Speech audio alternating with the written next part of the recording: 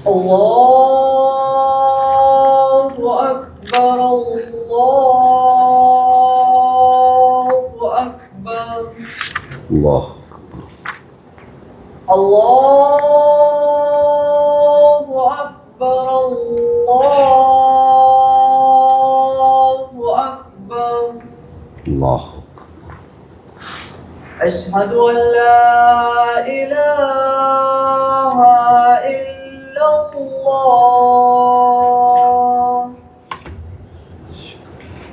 أشهد أن لا إله إلا الله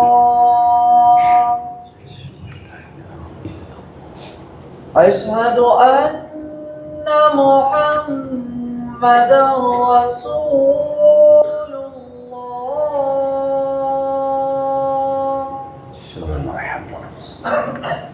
أشهد أن محمدا رسول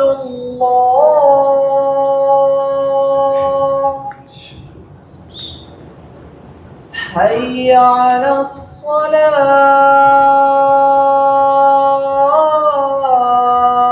الصلاة حي على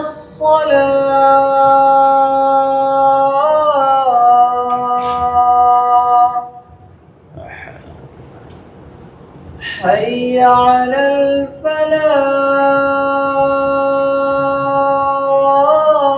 الفلاح حي على الفلاح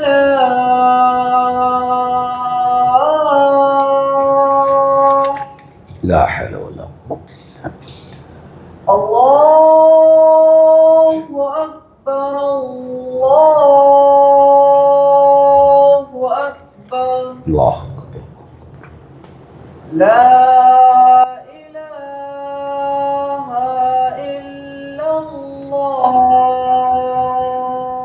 لا إله إلا الله اللهم صل على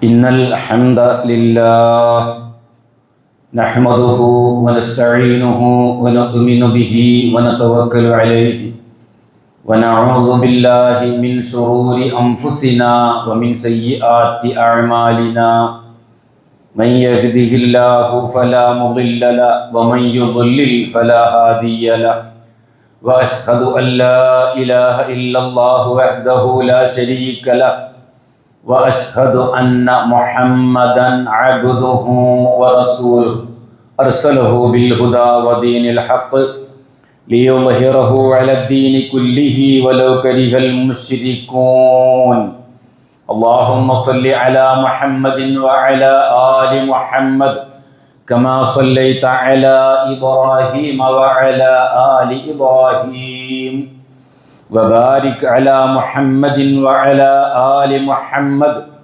كما باركت على إبراهيم وعلى آل إبراهيم إنك حميد مجيد أما بعد فإن خير الحديث كتاب الله وخير الهدي هدي محمد صلى الله عليه وسلم وشر الأمور محدثاتها وكل بدعة ضلالة أيها الناس اتقوا الله عباد الله أعوذ بالله من الشيطان الرجيم بسم الله الرحمن الرحيم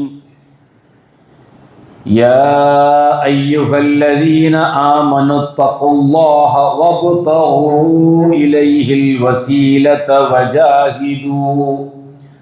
وجاهدوا في سبيله لعلكم تفلحون സത്യവിശ്വാസികളെ വിശ്വാസിനികളെ അള്ളാഹുവിൻ്റെ നിയമ നിർദ്ദേശങ്ങൾക്ക് വഴിപ്പെട്ട് തഖ്വയുള്ളവരായി ജീവിക്കണമേ എന്ന് എന്നോടും നിങ്ങൾ ഓരോരുത്തരോടും ഉണർത്തുകയാണ്, ഉത്ബോധിപ്പിക്കുകയാണ്. മുസ്ലിം സമൂഹത്തിലേക്ക്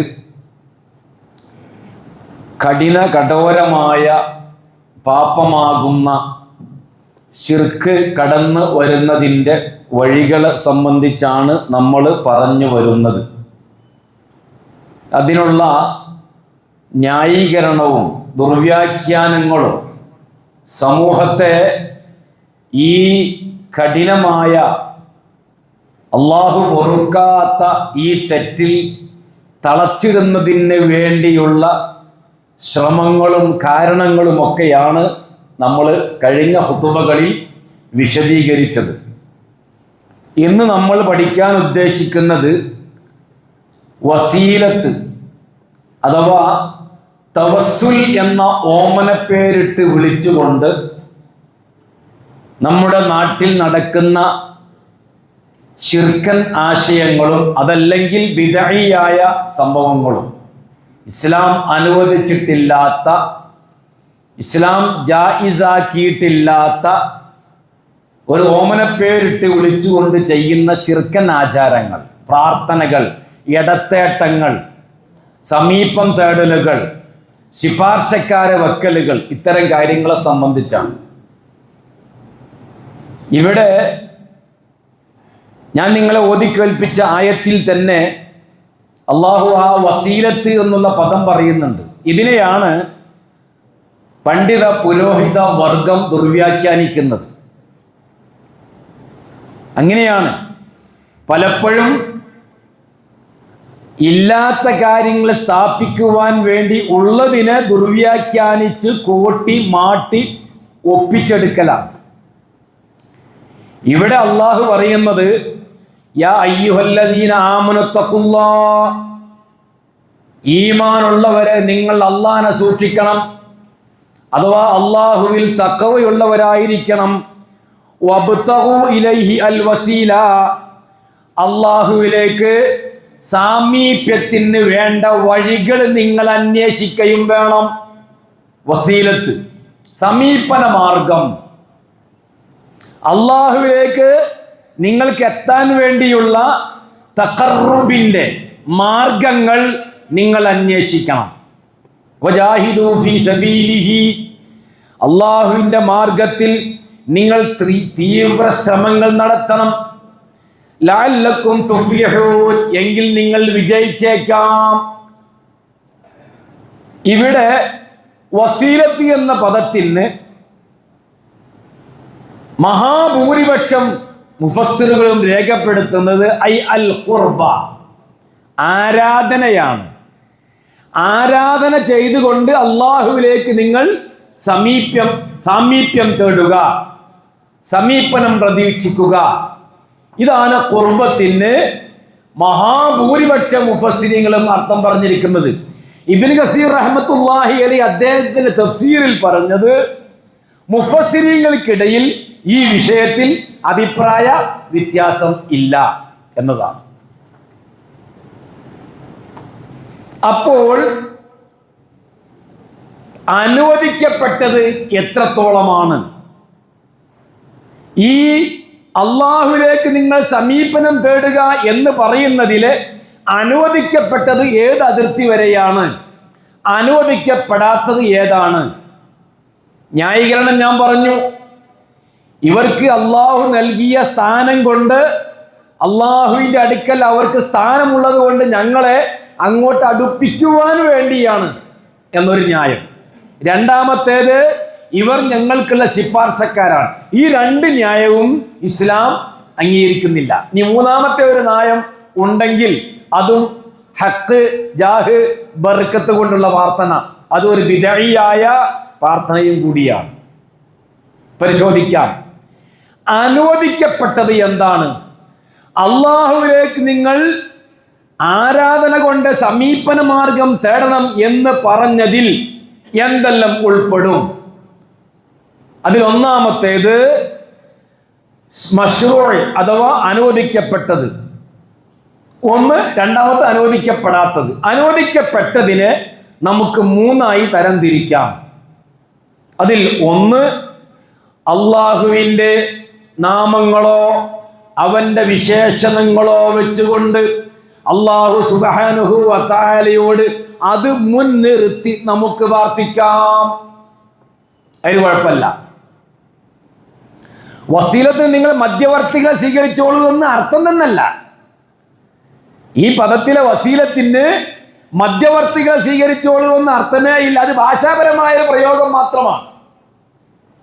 നോക്ക് നിങ്ങൾ, പരിശുദ്ധ ഖുർആൻ സൂറത്ത് അഅറാഫിലെ 180-ാമത്തെ ആയത്തിൽ അള്ളാഹു പഠിപ്പിക്കുന്ന ഒരു തവസ്സുലുണ്ട്.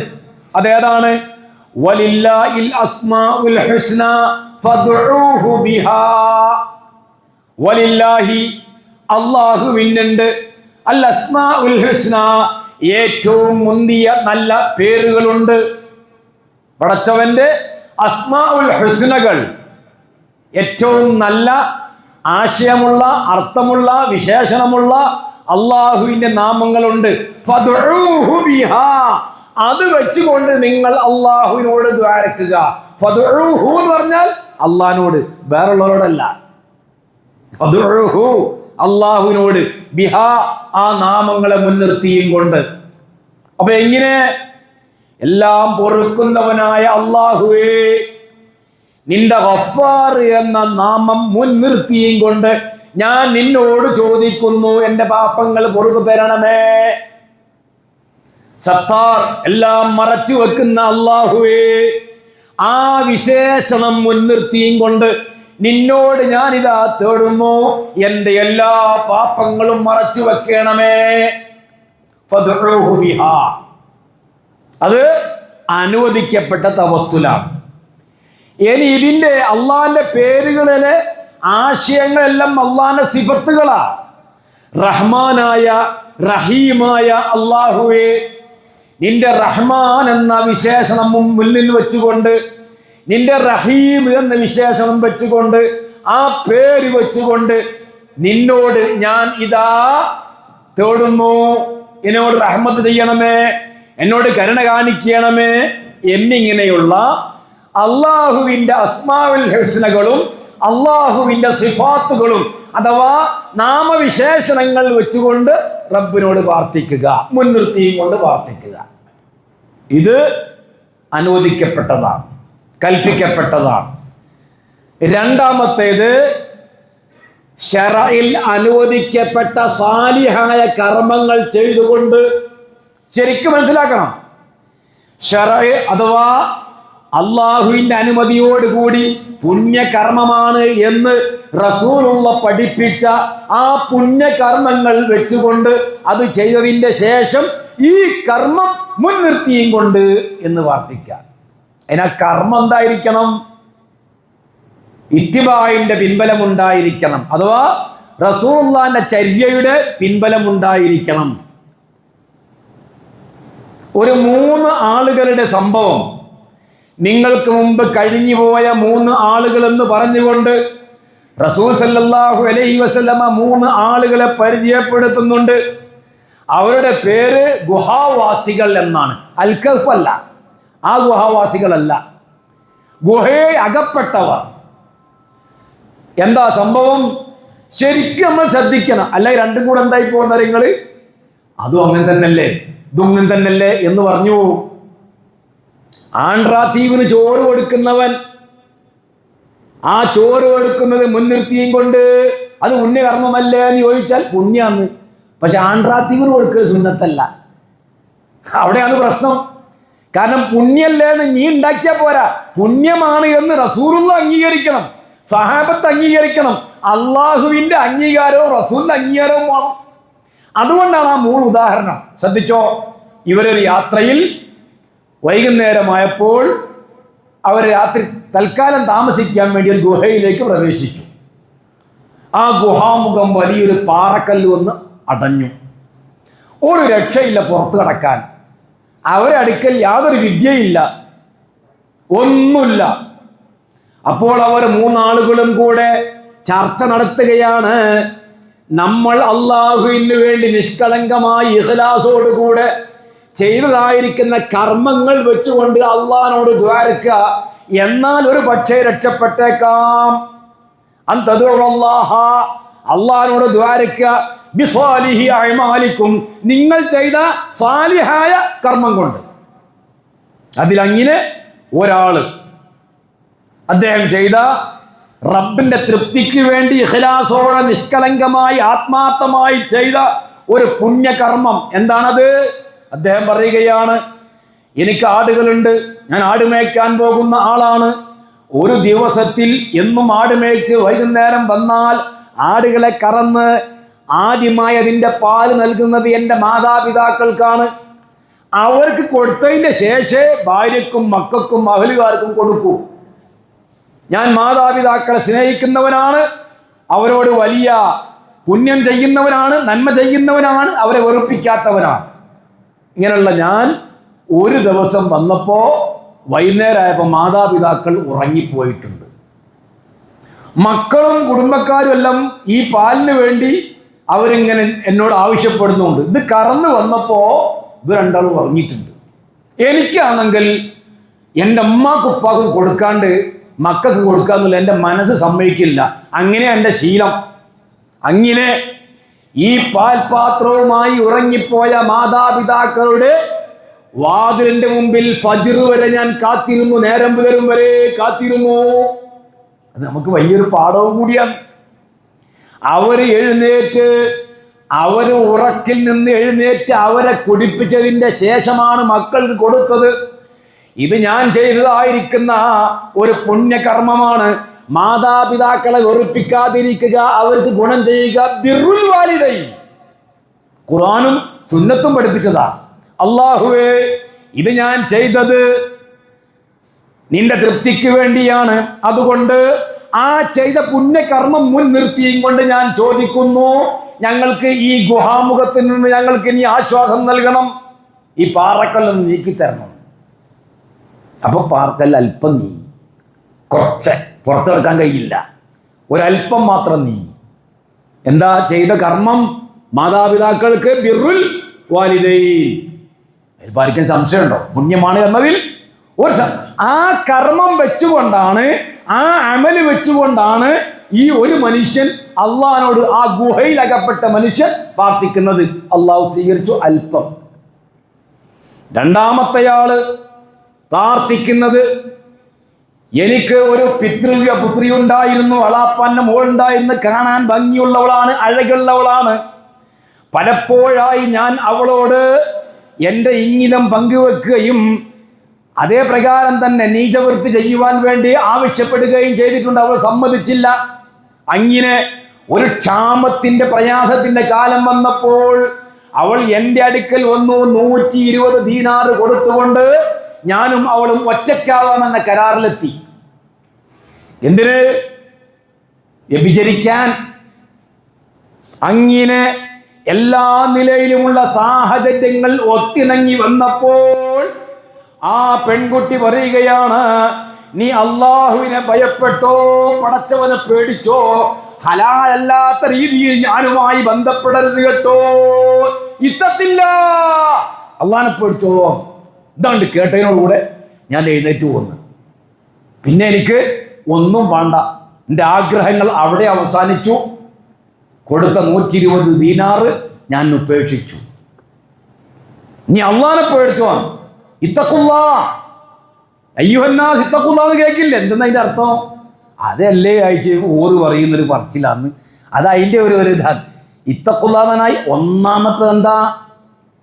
സഹാബികൾ മനസ്സിലാക്കിയ ഇത്തഖുല്ലന്റെ അർത്ഥം എന്തെന്നാ? ഇത്തഖു ശിർക, ശിർക്കിനെ സൂക്ഷിക്കണം. ഒന്നാമത് സൂക്ഷിക്കേണ്ട എന്തെന്നാ? ഇത്തഖു ശിർക, ശിർക്കിനെ സൂക്ഷിക്കണം. തഖ്വ എന്ന് പറഞ്ഞാൽ നമ്മൾ പലരും തെറ്റിദ്ധരിച്ചു പോയി.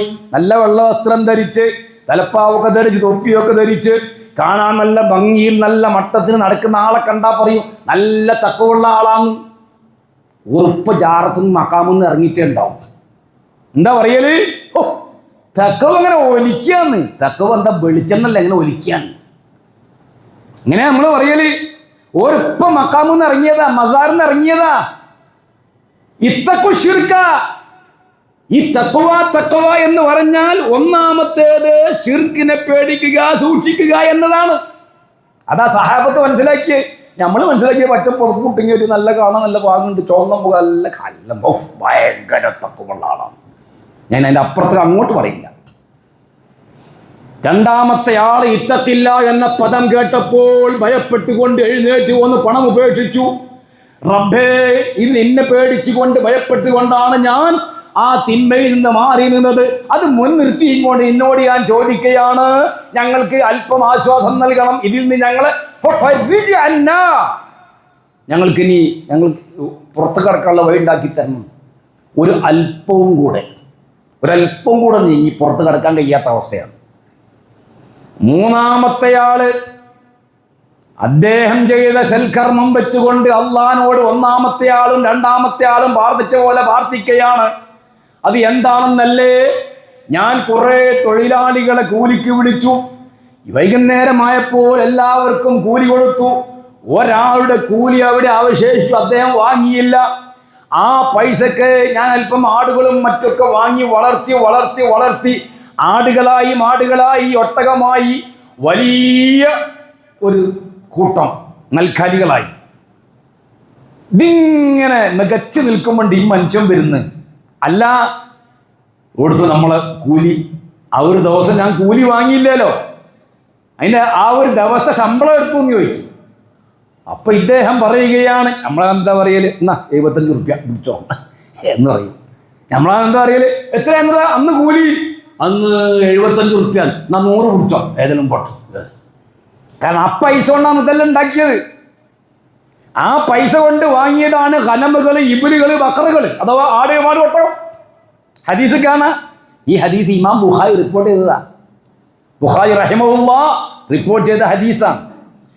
ഇദ്ദേഹം വന്ന് കൂലി ചോദിച്ചപ്പോൾ ഈ നിഷ്കളങ്കനായ ഈ മുഖ്ലിസായ മനുഷ്യൻ പറയുകയാണ്, ഈ കാണുന്ന ആടുകളും മാടുകളും ഒട്ടകങ്ങളുമെല്ലാം നിന്റെ ആ കൂലി കൊണ്ട് വാങ്ങിയതാണ്, അതുകൊണ്ട് അതെല്ലാം നീ എടുത്തുപോ, നീ കൊണ്ടുപോ. അപ്പൊ ഇദ്ദേഹം ചോദിക്കുകയാണ്, ഈ തൊഴിലാളി ചോദിക്കുകയാണ്, നീ എന്നെ പരിഹസിക്കുകയാണോ? കൂലി തരാണ്ട് എന്നെ ഓരോന്ന് പറഞ്ഞിങ്ങനെ പരിഹസിക്കുകയാണോ?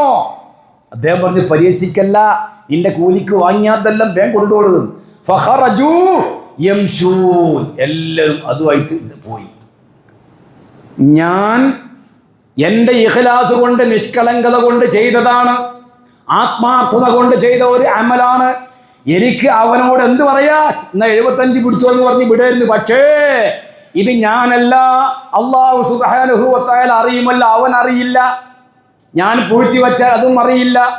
പക്ഷേ അള്ളാഹു അറിയുന്നവനാണ് എന്ന ആ ഭയപ്പാടോടുകൂടെയാണ് തിരിച്ചു നൽകിയത് എന്ന് പറഞ്ഞ ആ പ്രവൃത്തി മുൻനിർത്തിയും കൊണ്ട് ഞാൻ ഇതാ ചോദിക്കുകയാണ്, നിന്റെ തൃപ്തി ഉദ്ദേശിച്ചുകൊണ്ടാണ് ഞാനത് ചെയ്തത്. നിന്നെ ഭയപ്പെട്ടുകൊണ്ടാണ്, നിന്നെ പേടിച്ചുകൊണ്ടാണ്, നിന്റെ തൃപ്തി ആഗ്രഹിച്ചുകൊണ്ടാണ് ഞാൻ ചെയ്തത്. അതുകൊണ്ട് ഞങ്ങൾക്ക് തുറസ് നൽകണം. പാടെ നീങ്ങി 3 ആളും പുറത്തേക്ക് വന്നു. ഇവിടെ ഇപ്പം എന്താ സംഭവിച്ചത്? 3 ആളുകൾ ചെയ്ത സാലിഹായ കർമ്മം വെച്ചുകൊണ്ട്, ഇസ്ലാം അംഗീകരിച്ച ഈ 3 സാലിഹായ കർമ്മം വെച്ചുകൊണ്ട് അതിനെ മുൻനിർത്തി തവസ്സുലാക്കി അള്ളാഹിനോട് ദ്വാരുന്നു. അത് മശ്റൂഅ് അഥവാ അനുവദിക്കപ്പെട്ട തവസ്സുലാണ്. ഈ ഹദീസ് ഇമാം ബുഖാരി റഹിമഹുല്ലാ റിപ്പോർട്ട് ചെയ്തതാണ്. അതാണ് ഞാൻ ഓതി കേൾപ്പിച്ച സൂറത്ത് മാഇദയിലെ 35-ാമത്തെ ആയത്തിൽ വബ്തഗൂ ഇലൈഹിൽ വസീല, അള്ളാഹുലേക്ക് അടുക്കുവാൻ വേണ്ടതായിരിക്കുന്ന സന്മാർഗം അവലംബിച്ചുകൊണ്ട് തഖർറുബ് തേടുക, അഥവാ അള്ളാഹുലേക്ക് നിങ്ങൾ സാമീപ്യം തേടുക എന്ന് പറഞ്ഞത്. അല്ലാണ്ട് നടുക്കൊരാളെ നിർത്തിങ്ങേറ്റ് ഇയാളെ ഹക്ക് ജാഹ് വർക്കത്ത് കൊണ്ട്, അതല്ലെങ്കിൽ പാപ്പാന്റെ ഖബറിന്റെ സ്ഥലത്തിന്റെ ഈ പോരിശ കൊണ്ട് എന്നൊന്നും അതിന്റെ അർത്ഥമല്ല. ഇതാണ് രണ്ടാമത്തെ. 1 അള്ളാഹുവിന്റെ നാമവിശേഷണം, 2 അമലു സ്വാലിഹാത്ത്. 3-ാമത്തെ അനുവദിക്കപ്പെട്ടത് സ്വാലിഹീങ്ങളായ ആളുകളോട് പ്രാർത്ഥിക്കാൻ വേണ്ടി ആവശ്യപ്പെടുക, അള്ളാഹിനോട് ദ്വാരക്കാൻ ആവശ്യപ്പെടുക. അവരോട് നേരിട്ട് പ്രാർത്ഥിക്കാന്നല്ല. അതിന് തെളിവുണ്ട്. മരിച്ചടത്തല്ല, ഖബറിൻ്റെ അടുത്തല്ല, ജീവിച്ചിരിക്കുന്ന സ്വാലിഹായ ഖൈറായ ആളുകളോട് അള്ളാഹുവിനോട് പ്രാർത്ഥിക്കാൻ ആവശ്യപ്പെടുക. അതെന്താ എപ്പോഴും കേൾക്കുന്ന ഹദീസ്. ഇമാം ബുഖാരി റഹിമഹുല്ലാ റിപ്പോർട്ട് ചെയ്ത ജലക്ഷാമമുണ്ടായി. റസൂലുള്ളാഹി മരണപ്പെട്ടതിൻ്റെ ശേഷം മദീനയിൽ ജലക്ഷാമം, വെള്ളത്തിന് വലിയ ബുദ്ധിമുട്ട്. റസൂൽ സല്ലല്ലാഹു അലൈഹി വസല്ലം ജീവിച്ചിരിക്കുമ്പോൾ ഒരിക്കൽ ഖുതുബ നടക്കുകയാണ്. ഒരു സഹാബി വന്നുകൊണ്ട് റസൂലുള്ളാഹിയോട് പറയുകയാണ്, ഖുതുബ നടക്കുമ്പോൾ, നബിയേ, സ്വത്തെല്ലാം നശിച്ചുപോയി, നാൽക്കാലികൾക്കെല്ലാം ബുദ്ധിമുട്ടായി, വഴികളൊക്കെ അടഞ്ഞു കഴിഞ്ഞു, അതുകൊണ്ട് നിങ്ങൾ അള്ളാഹിനോട് മഴയ്ക്ക് വേണ്ടി പ്രാർത്ഥിക്കണം. റസൂലുള്ള അപ്പം തന്നെ ദ്വാരന്ന് എന്തെന്ന്? അല്ലാഹുമ്മസ്ഖിനാ ഗൈസൻ മുഗീസ. ഇത് ആ മനുഷ്യൻ നബിയോട് പ്രാർത്ഥിക്കല്ല, നബി സല്ലല്ലാഹു അലൈഹി വസല്ലമയോട് അള്ളാഹിനോട് ദ്വാരക്കാൻ വേണ്ടി ആവശ്യപ്പെടുക. റസൂൽ ദ്വാരുന്ന എന്തെന്നാ? എൻ്റെ കൈ കൊണ്ടുന്നാ, ഞാൻ നബി ആയതുകൊണ്ടുന്നാ, അല്ലാഹുമ്മസ്ഖിനാ ഗൈസൻ മുഗീസ. അതിനിപ്പം എന്തെന്നാ കുഴപ്പമില്ല, ജീവിച്ചിരിക്കുന്ന നബിയോട് പ്രാർത്ഥിക്കാം. എന്നാൽ ഈ നബി മരിച്ചു. നേരത്തെ പറഞ്ഞ വിഷയത്തിലേക്ക് വരികയാണ്. ഉമർ റളിയല്ലാഹു അൻഹു ഖലീഫയാണ്. അപ്പം ഇതേപോലെ വെള്ളത്തിന് ബുദ്ധിമുട്ട് വന്നു. നമ്മളാൾക്കാരത് എന്താ ചെയ്യുക? ഞാൻ പറയേണ്ടതില്ലല്ലോ. ഉമർ ഇബ്നുൽ ഖത്താബ് റളിയല്ലാഹു അൻഹു, അല്ലാഹു സുബ്ഹാനഹു വ തആല അവരെ കൂട്ടത്തിൽ പിന്നീട് പ്രാധാന്യമുള്ള ആള് അബ്ബാസ് റളിയല്ലാഹു അൻഹു, റസൂലുള്ളാഹിന്റെ അളാപ്പ. ഒരു ഹയാത്തുണ്ട്, മരിച്ചതാരാന്ന്? റസൂല് ഓർത്തി എന്ന്. എന്നിട്ട് എന്ത് പറഞ്ഞു? നിങ്ങൾ ഞങ്ങൾക്ക് വേണ്ടി അള്ളാഹിനോട് മഴയ്ക്ക് വേണ്ടി പ്രാർത്ഥിക്കണം. ആ ലഫ്ള് എങ്ങനെയാണെന്നറിയാം നിങ്ങൾ? അന്ന ഉമർ റളിയല്ലാഹു അൻഹു ലമ്മ അസാബഹുൽ ഖഹ്തു ഖാല ഇന്നാ കുന്നാ നതവസ്സലു ഇലൈക ബിനബിയിക. ഞങ്ങൾ വെള്ളത്തിന് ക്ഷാമമുണ്ടാകുമ്പോൾ ഞങ്ങൾ റസൂലുള്ളാഹിനോട് ദ്വാരപ്പിക്കാറുണ്ട്. അള്ളാഹിനോട് റസൂൽ ദ്വാരക്കുക, അങ്ങനെ ചെയ്യാറുണ്ട്. എന്നാൽ വൈന്നാ നതവസ്സലു ഇലൈക ബി അമ്മി നബിയിക, നിന്റെ പ്രവാചകന്റെ പിതൃവ്യൻ അളാപ്പയാകുന്ന അബ്ബാസ് റളിയല്ലാഹു അൻഹുവിനോടാണ് ഇപ്പം ഞങ്ങൾ പ്രാർത്ഥിക്കാൻ വേണ്ടി ആവശ്യപ്പെടുന്നത്, ഞങ്ങൾക്ക് മഴ ലഭിക്കണം. അബ്ബാസ് റളിയല്ലാഹു അൻഹു മഴ തരണം എന്നല്ല. അബ്ബാസ് റളിയല്ലാഹു അൻഹുവേ, നിങ്ങൾ പുണ്യവാളനാണ്, നിങ്ങൾ പ്രധാനപ്പെട്ട ആളാണ്, അതുകൊണ്ട് ഞങ്ങൾക്ക് മഴ തരണം എന്നല്ല. ജീവിച്ചിരിക്കുമ്പോൾ റസൂലോട് ഇങ്ങനെ ഞങ്ങൾ പ്രാർത്ഥിപ്പിക്കാറുണ്ട്. ഇനിയിപ്പോൾ റസൂൽ മരിച്ചുപോയി, ഇപ്പം നമ്മളാളുകളാണെന്ന് പറയുന്ന പിന്നെ ഖബറിനടുത്ത് പോയാൽ പോരുന്നോ? ഇല്ല, പരിപാടിയില്ല. കാരണം റസൂലെ പഠിപ്പിച്ചില്ല. ഉമർ റളിയല്ലാഹു അൻഹു അബ്ബാസ് റളിയല്ലാഹു അൻഹുവോട് പ്രാർത്ഥിപ്പിക്കുകയാണ്. ആരോട് പ്രാർത്ഥിപ്പിക്കുക? അള്ളാഹിനോട്. ഇത് സാലിഹായ ആളുകളോട് ദ്വാരക്കാനുള്ള, അവരോട് ദ്വാരക്കാൻ പ്രാർത്ഥിപ്പിക്കാൻ ഉള്ള തെളിവാണ്. അതാണ് ബിദുആഇ അബ്ദിൻ അസ്സാലിഹ്. സാലിഹ ഒരു തവസ്സുലിന്റെ ഇനത്തിൽപ്പെട്ടതാണ്. ഇതിലൊന്നും എന്തില്ല, ആ ആളോട് ദ്വാരക്കല്ല, ആ ആളെ ഹക്ക് ജാഹ് ബർക്കത്ത് കൊണ്ട് പറയലില്ല, ചെയ്ത കർമ്മങ്ങൾ കൊണ്ട് മാത്രം, അള്ളാഹിന്റെ നാമങ്ങൾ കൊണ്ട് മാത്രം പ്രാർത്ഥിക്കാൻ വേണ്ടി ആവശ്യപ്പെടൽ മാത്രം. എന്നാൽ ഇതിന് വിരുദ്ധമായി ഇനിയും ഈ പ്രാർത്ഥിക്കാൻ ആവശ്യപ്പെടുന്നതുമായി ബന്ധപ്പെട്ട ധാരാളം ഹദീസുകൾ നമുക്ക് ഉദ്ധരിക്കാൻ കഴിയും, അതാണ് ഇരിക്കട്ടെ. എന്നാൽ ഇതിന് വിരുദ്ധമായി നമ്മുടെ നാട്ടിൽ നടക്കുന്നത് എന്താ?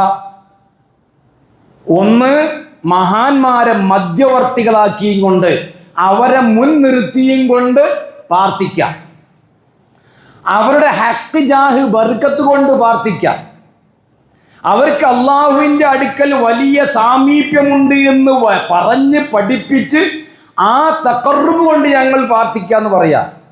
ഇവർ ഞങ്ങൾക്കുള്ള ശിപാർശക്കാരാണ് എന്ന് പറഞ്ഞുകൊണ്ട് പ്രാർത്ഥിക്കാം. അത് നേരിട്ട് പ്രാർത്ഥിക്കുന്നതുകൊണ്ട്, മധ്യവർത്തികളാക്കുന്നതുകൊണ്ട്, അവരെ ദാത്ത് കൊണ്ട്, അവരെ തടി കൊണ്ട് തന്നെ പ്രാർത്ഥിക്കുന്നവരുണ്ട്, അവരെ ഹക്ക് ജാഹ് ബർക്കത്ത് കൊണ്ട് പ്രാർത്ഥിക്കുന്നവരുണ്ട്. അത് ഒന്നുകിൽ ശിർക്കാണ്, അതല്ലെങ്കിൽ ബിദ്അയ്യായ പ്രാർത്ഥനയാണ്. ഒന്നുകിൽ ഷിർക്കിന്റെ പട്ടികയിൽ പെടുന്നു നേർക്ക് നേരെ ആവുമ്പോൾ, അല്ലെങ്കിൽ ബിദ്അത്തിന്റെ ഇനത്തിൽ പെടുന്നു. മറ്റൊന്ന്, ചില സ്ഥലങ്ങൾക്ക് പുണ്യം കൽപ്പിച്ചുകൊണ്ട്, അത് ഒരു പക്ഷേ മക്കാമാവാം, അതല്ലെങ്കിൽ നടന്ന സ്ഥലമാവാം, അല്ലെ കാലുള്ള സ്ഥലമാവാം, അല്ലെങ്കിൽ കൈവച്ച സ്ഥലമാവാം, അതല്ലെങ്കിൽ ഓർ തുപ്പിയ സ്ഥലമാവാം, അതല്ലെങ്കിൽ ഓർ നോക്കിയ സ്ഥലമാവാം. ആ സ്ഥലത്തിന് പുണ്യമുണ്ട് എന്ന് കരുതി അവിടെ പോയിട്ട് പ്രത്യേകമായി ഒരു വസീല ചെയ്തുകൊണ്ട് പ്രാർത്ഥിക്കാം. ഇതിനും ഇസ്ലാമിൽ യാതൊരു സ്ഥാനവും ഇല്ല. ഒന്നുകിൽ ശിർക്കാണ് നേരിട്ടാകുമ്പോൾ, അതല്ലെങ്കിൽ ബിദ്അഇയായ പ്രാർത്ഥനയാണ്, നേരത്തെ പറഞ്ഞ പോലെ. അതുകൊണ്ടാണ് അബൂ ഹനീഫ റഹിമഹുമുല്ലാഹ് അദ്ദേഹം പറഞ്ഞതായിട്ട് അബുൽ ഹിസ്സുൽ ഹനഫി അദ്ദേഹത്തിന്റെ ശറഹുൽ അഖായിദത്തു തഹാവിയയിൽ, അദ്ദേഹം ഹിജ്റ 700 കാലഘട്ടക്കാരനാണ്. ഇബ്നു തൈമിയ്യ അതേപ്രകാരം തന്നെ ഇബ്നു ഹജർ അക്കാലക്കാരനാ. 2026 കേന്നമു എന്നതിൻ്റെ ശേഷം ഉണ്ടായ ആളല്ല. ആൾക്കാർ പറയലെന്താ, അതൊക്കെ ഓരോ ആൾക്കാരാണ്. അല്ല, നമ്മളാളല്ല. അബുൽ ഹിസ്സുൽ ഹനഫിയാണ്. ശറഹുൽ അഖീദത്ത് തഹാവിയക്ക് വ്യാഖ്യാനം എഴുതിയ പണ്ഡിതൻ. അതാരാ? അബുൽ ഹിസ്സുൽ ഹനഫി പറയുന്നു അബൂ ഹനീഫ റഹിമഹുല്ലാഹയുടെ അഭിപ്രായം എന്താണത്? ഖാല അബൂ ഹനീഫ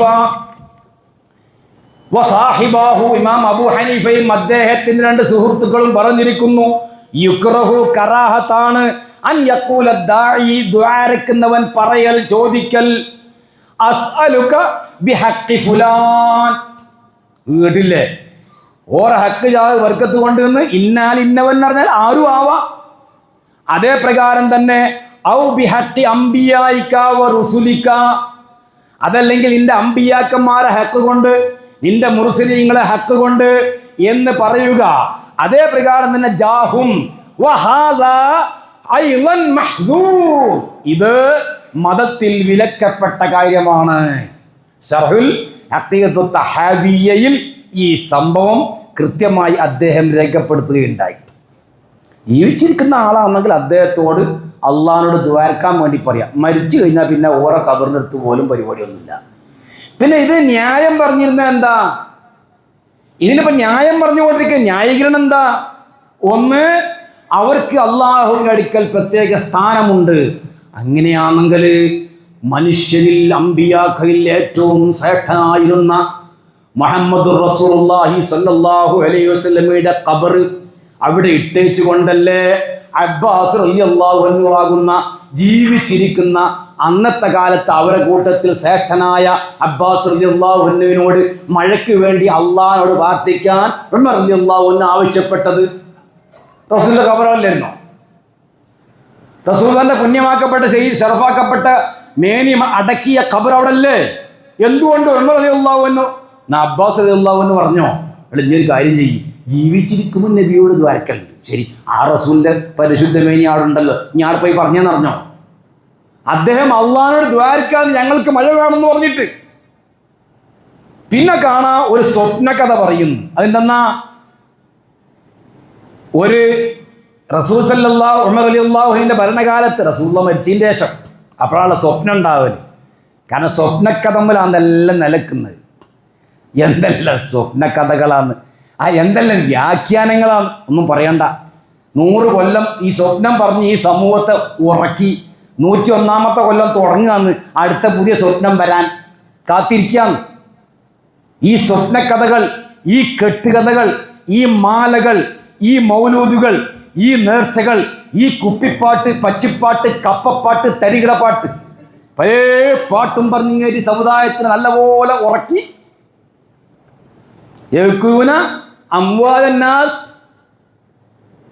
ഖുർആനിൽ പറഞ്ഞില്ലേ പുരോഹിത വർഗത്തെ പറ്റി, അഹ്ബാർ വറുഹ്ബാൻ. എന്നിട്ടോ പണമില്ല, ഈമാനുമില്ല. പണമില്ല, ഈമാനുമില്ല. വയസുദ്ദൂന അൻ സബീലില്ലാഹ്. ആയത്ത് പഠിക്കണം, നമ്മൾ എല്ലാവരും പഠിക്കണം. ശരിക്കും ആയത്തുകൾ പഠിച്ചിട്ട് കൃത്യമായിട്ട് അതിൻ്റെ വിധി പറഞ്ഞു കൊടുക്കണം. ആയത്താന്ന് പറയേണ്ടത് അപ്പോഴാണ് ഇളകൽ. അവിടെ സ്വപ്നം കണ്ട് ഇവിടെ ഇരിക്കുമ്പോൾ നേരെ സ്വപ്നത്തിൽ വന്ന് ആ സ്വപ്നത്തിൽ വന്ന കഥയാണ് ഇപ്പോൾ പറയാൻ പോണത്. റസൂലുള്ളാഹി സ്വല്ലല്ലാഹു അലൈഹി വസല്ലമയുടെ മരണപ്പെട്ടതിന് ശേഷം ഉമർ റളിയല്ലാഹുവിന്റെ കാലഘട്ടത്തിൽ ഇത് ദുർബലമായ സംഭവമാണ്. അത് വേറെ കാര്യം, ആദ്യം അത് പറയാം. ഒരു മനുഷ്യൻ റസൂലുള്ളാഹിന്റെ ഖബറിന്റെ അടുക്കൽ ചെന്ന് റജുലു എന്നാ പറഞ്ഞത്. ഒരു മനുഷ്യൻ ആരോ അങ്ങനെ തന്നെയാണല്ലോ കഥ ഉണ്ടാവല്. കടങ്കഥയൊരു ചോദ്യമല്ലല്ലോ, സ്വപ്നത്തിലൊന്നും ചോദ്യമല്ല. ആരാ, എവിടുന്ന് വന്ന ആളാ, അഡ്രസ് എന്താ എന്നൊന്നുമില്ല. ആരോ ഒന്ന് പറഞ്ഞു സഹാബിയാന്ന്. ആര് പറഞ്ഞു? ഇത് റിപ്പോർട്ട് ചെയ്യുന്ന ആളാരാ? മാലിക് ദാർ. ഓറിന്റെ ലൈഫാണ്. ഇനി റസൂലുള്ളാഹിന്റെ ശേഷം ആരെങ്കിലും സ്വപ്നം കണ്ടാൽ മതത്തിൽ അതൊരു വിധിയായി സ്ഥാപിക്കപ്പെടുമോ? എന്നാ പിന്നെ ഈ കണ്ട എല്ലാം ബന്ധിച്ച സംഭവമായിട്ട് മാറും. അല്ല എഴുതി വെച്ചേ, ഖുർആന്, സുന്നത്ത്, ഇജ്മാഅ്, ഖിയാസ്, കേരളത്തിലെ കുറേ ആലിമീങ്ങൾ കണ്ട സ്വപ്നം 5ാമത്തെ പ്രമാണം.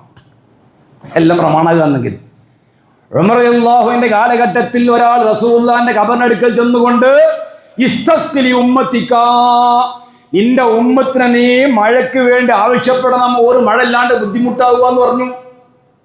പറഞ്ഞു പോന്ന് രാത്രി റസൂലുള്ളാഹി ഇയാളെടുത്ത് ഉറക്കത്തിൽ വന്നിട്ട് പറഞ്ഞു, നീ ഉമറിന്റെ അടുക്കൽ വക്കാല ഈ ഉമറിന്റെ അടുക്കലേക്ക് ചെല്ലണം. മഴ ഇല്ലെങ്കിൽ റസൂൽ ചെയ്യാൻ പറഞ്ഞ എന്താ? 1 പ്രാർത്ഥിക്കാൻ, 2 മഴയ്ക്ക് വേണ്ടി നിസ്കരിക്കാൻ. നീ ഉമറിന്റെ അടുക്കലേക്ക് ചെല്ലണമെന്ന് പറഞ്ഞു. എന്നിട്ട് ഈ ഹദീസ് റിപ്പോർട്ട് ചെയ്ത ആളെ പേരെന്താ? ഈ റജുല് ബിലാൽ ഇബ്നു ഹാരിസുൽ മുസ്നി എന്ന് പറയുന്ന സഹാബിയാണ് എന്ന് ഒരു അഭിപ്രായം. റജുൽ എന്ന് പറഞ്ഞാൽ ഇദ്ദേഹമാണ് എന്ന് അവിടെ താരീഖിലുണ്ട്, ഇവിടെ താരീഖിലുണ്ട്. ഏത് താരീഖ് ഉണ്ടായാലും വേണ്ടിയില്ല, ഇത് റിപ്പോർട്ട് ചെയ്യുന്ന മാലിക് ദാർ എന്ന് പറയുന്ന ആൾ അദാലത്തില്ലാത്തവനാണ്. അഥവാ ഹദീസ് വിധാന ശാസ്ത്രപ്രകാരം അദ്ദേഹത്തിന് 2 പോരായ്മകളുണ്ട്. അതുകൊണ്ട് തന്നെ അത്തരം കള്ളക്കഥകൾ അതെല്ലാം സ്വപ്നക്കഥകളായിട്ടല്ലാണ്ട് മതപരമായ ഒരു പ്രമാണമായി അതിനെ അംഗീകരിക്കുക സാധ്യമേ അല്ല.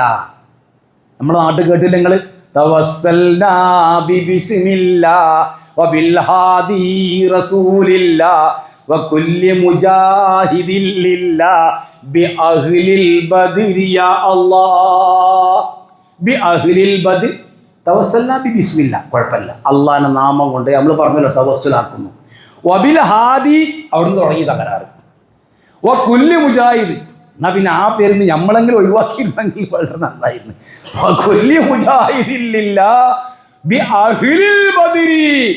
ബദരീങ്ങളെ ബർക്കത്ത് കൊണ്ട് യാ അല്ലാഹ്, അള്ളാഹിനോട് ഇവരെ മുൻനിർത്തി ഇങ്ങോട്ട് ഏതോ കാലത്ത് പോലും മരിച്ചു പോലും പോരിശാക്കപ്പെട്ടവരെ യാതൊരു സംശയവുമില്ല. അള്ളാഹ് അവരെ എല്ലാവരെയും പാപം പുറത്തു എന്ന് പറഞ്ഞിട്ടുണ്ട്.